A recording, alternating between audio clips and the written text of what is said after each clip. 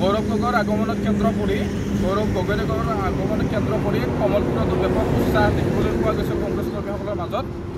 মাননীয় সাংসদ গৌৰৱ গগৈদেৱক আদৰিবলৈ কমলপুৰ সমষ্টিৰ মাননীয় মতলেবুদ্দিন আহমেদ ডাঙৰীয়া, প্ৰাণজিৎ চৌধুৰী ডাঙৰীয়া, হৰিশ পাটোৱাৰী ডাঙৰীয়া সমন্বিতে কামৰূপ জিলা NSY যুৱ কংগ্ৰেছ, সমষ্টি যুৱ কংগ্ৰেছ বিভিন্ন নেতা কৰ্মীসকলে তেখেতক আদৰিবলৈ বিভিন্ন ঠাইত এইদৰে হৰ্ডিং লগাইছিল।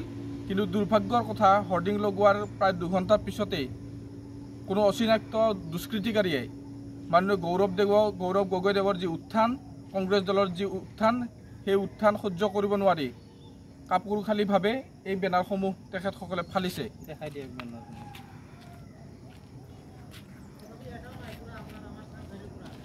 হয়, আমি পুনৰবাৰ যেতিয়া এই পথসমূহলৈ চাবলৈ আহিলোঁ, তেতিয়া দেখিবলৈ পালোঁ আমাৰ যিসমূহ হৰ্ডিং আছিল প্ৰায় 90% হৰ্ডিং ইয়াতে আৰু যিখিনি আছে তাক ফালি থোৱা হৈছে। গতিকে আমি ইয়াৰ পৰাই বুজিব পাৰিলোঁ যে গৌৰৱ গগৈ ডাঙৰীয়াৰ আগমনত গৌৰৱ গগৈ ডাঙৰীয়াই কংগ্ৰেছ দলৰ সভাপতি হিচাপে নিযুক্তি হোৱাৰ পিছত কংগ্ৰেছ দল যি পুনৰুজ্জীৱিত ৰূপত শক্তিশালী ৰূপত ৰাইজৰ কণ্ঠ হিচাপে আগবাঢ়ি আহিছে, ৰাইজৰ সমস্যাসমূহক লৈ কংগ্ৰেছ দলে দিবলৈ আৰম্ভ কৰিছে।